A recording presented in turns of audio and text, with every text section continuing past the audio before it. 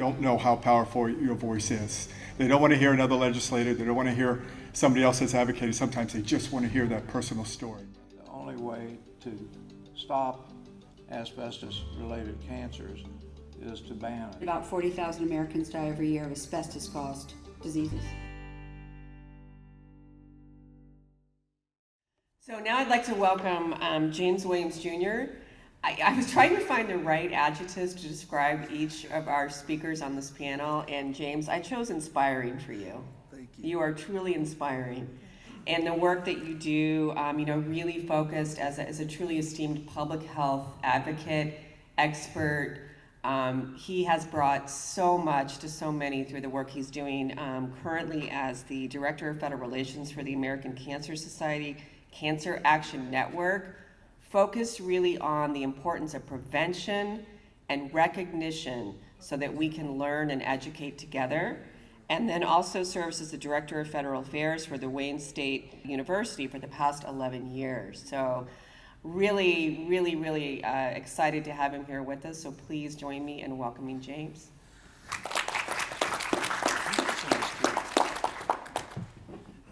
Thank you. And, Martin, when you said that, 1981 was when you graduated from law school? No, I graduated law school in 83. Oh, 83. Well, when you said 1981, in my case, I'm thinking back, that was 40 pounds and an afro ago in my case. So it's been quite a while. So, Kim, thank you for that warm welcome. And, good morning. And I have to say on behalf of Dr. Karen Knudsen, who's CEO of the American Cancer Society and CEO of the American Cancer Society Cancer Action Network, Lisa Lacasse, our president of the American Cancer Society Cancer Action Network, Linda Reinstein, one of my heroines and founder of the Asbestos Disease Awareness Organization, her beautiful daughter, who is here today as well, Emily. I know they're not here, but I got to give a shout out to my brothers, the International Association of Firefighters, who, we all fight together on this, and I just want to bring you greetings. And again, thank you, Kim. I'm James Williams Jr., Director of Federal Affairs for the American Cancer Society Cancer Action Network. The American Cancer Society Cancer Action Network is the nonprofit advocacy arm of the American Cancer Society. We seek evidence-based public policy solutions to lower the burden of cancer for everyone. And today's panel isn't just about strategic advocacy, asbestos prevention, and policy change, although that's the title. The science on asbestos is 100% clear. Asbestos causes cancer. There's no question, no doubt about that, 100%. The policy that's needed is clear. Congress should pass the Alan Reinstein Ban Asbestos Act that will completely and totally ban the use and manufacture of asbestos. So really, thank you. So really, what are we talking about today? And Linda, when I was thinking about this, well, what some of you may know, I worked on the Hill for 20 years, and one of those individuals to whom I worked for a year was John Lewis from Atlanta, Georgia. Some of you may know Mr. Lewis is an icon of this nation. I wouldn't say an icon of the civil rights movement. He's an icon of this nation. And the person to whom he was a lieutenant, Dr. Martin Luther King Jr., took his first and only vacation during the civil rights movement on the Caribbean in January and February of 1967. With his wife and his secretary, he rented a secluded home in Ocho Rios, Jamaica, with no telephone, which was one of the few times in his adult life he was completely isolated from the demands of the civil rights movement. Now, understand at this time, while they had the 64 Civil Rights Act, the 65 Voting Rights Act, Dr. King had come out against the war in Vietnam. So he wasn't a really popular person in the United States at that time. But he wanted to focus on his writing. And so what came out of that? One of his greatest books, Where Do We Go From Here? Chaos or Community? And it was an analysis of the state of American race relations and the civil rights movement after a decade of struggle. So what does that have to do with what we're talking about today? I know, Linda, I always weave these things together. Well, let me say, Linda Reinstein, the Asbestos Disease Awareness Organization, have been making good trouble twice as long as the civil rights movement. I did not realize that. She's been doing this for 20 years, and in some cases even longer. And the question today is, what is the next phase of this much-needed Allen Reinstein Ban Asbestos Act that can be passed in a divided Congress and signed into law? So one thing I wanted to tell everyone here is that there is not one instance in the 248-year history of Congress that a bill ever passed just because it was a good idea. If that was the case, our ban, which is what I call the Allen Reinstein Ban Asbestos Act, would already be law. Thank goodness the EPA did the right thing and banned one form of asbestos. It's a step in the right direction, but we need many more steps to go. And one thing I did learn from Mr. Lewis is that protest without policy is nothing but a walk in the street. Let me tell you about Linda. She's been walking the walk and talking the talk. She has knocked on dozens of doors, and I'm proud to just be a tag along with her as we're knocking on doors to get co-sponsors for the bill. The second thing I learned from Mr. Lewis is that Congress is a reactive, not a proactive organization. Let me say that again. They are a reactive organization. They don't do anything if you don't make them do what they're supposed to do. Mr. Lewis said he learned that a long time ago in 1964 when they were trying to get the Civil Rights Act signed into law. That is something that's vital. So where do we go from here? Chaos? Community? We're going to community. That's where we're going. Amen. Any bill that becomes law needs 4 factors. 1, momentum. There's nothing that can stop the force and the movement of a dedicated and devoted people. That is something Mr. Lewis used to say all the time. There's nothing. And today, thanks to social media, we're going to create in the 119th Congress the momentum that we need to get this bill signed into law. The second thing we need, any bill that gets signed into law, is a message, a simple, concise theme. You know, what's our message? Asbestos causes cancer. Cancer kills people. Asbestos must be banned. In order to move in this next Congress, the bill's going to have to get more than the co-sponsors that the bill was able to get this Congress. That is just a fact. For legislation, co-sponsors are like money. The more co-sponsors you have, the more money you have. And I don't mean money in a traditional sense. I'm just talking about the juice that you have in order to get a bill through committee. You know, that all starts out with knocking on doors, meeting repeatedly with people, and sometimes you have to meet with staff 4 or 5 times. Linda, tell me, am I lying? Because look at this gray hair. Right. Because the problem is there's a lot of turnover on Capitol Hill. So you go into an office, you met with Jane last month, and hey, you give Jane a call. Well, Jane's now moved on, and you have to re-educate staff. But, you know, that's part of the process.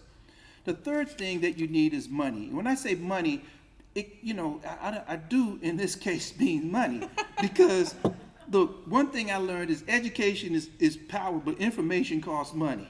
And our assembly, our message, and our movement, and when I say our, I'm talking about the asbestos movement, costs, advocacy costs. And, but sometimes advocacy isn't always money. Sometimes being an advocate means that you may lose your friends, your professional position, and, the folks you deal with. Linda, I'm sure that in your 20 years of being an advocate, you lost a few friends. Emily, I'm sure you've lost a few friends because you were doing the right thing. You were anytime you do the right thing, you're going to lose some friends. But, that's why you have to look at a cause bigger than yourself. And I'm proud to be part of the team to looking at that cause bigger than yourself when it comes to asbestos. Who's willing to pay that price? Look, I know that they're not here today, but the people we advocate with all the time, Linda, international firefighters and stuff, they. Pat Morrison is right back. I'm sorry, Pat. Hey, I'm sorry. I'm just okay. Good to see you.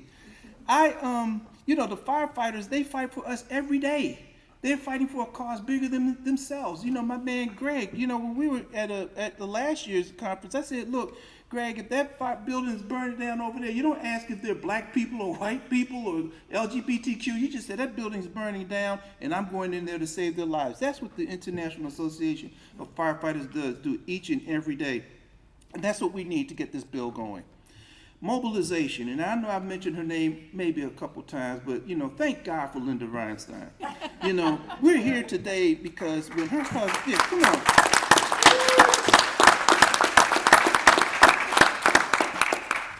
Because when her husband passed away, when your dad passed away, she didn't say, you know, okay, that's it, I'm just going to move on with the rest of my life. She said, I'm going to make sure that this does not happen to anyone else. That's a cause bigger than yourself.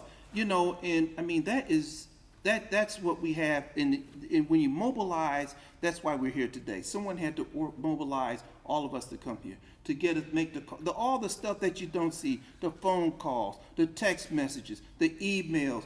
James, when you gonna get back to me? Come on, I need you to come on out today. What's going on? That's mobilization. That's a lot of work.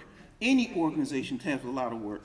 And so, look, I've often quoted my former boss, Mr. Lewis, because the tactics, the strategy, and political savvy used during the brutal, brutish, and sometimes difficult victories of the civil rights movement, they're simply timeless.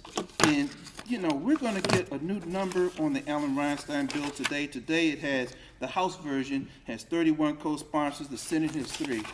We're going to increase those numbers to 250. That's what my goal next year. That's what we're going to do. This is one of the top priorities of the American Cancer Society, Cancer Action Network, and we are dedicated to moving forward to make this happen. The chief of our board of directors' husband is a former battalion chief for the fire department in Washington, D.C. So she is personally invested as well.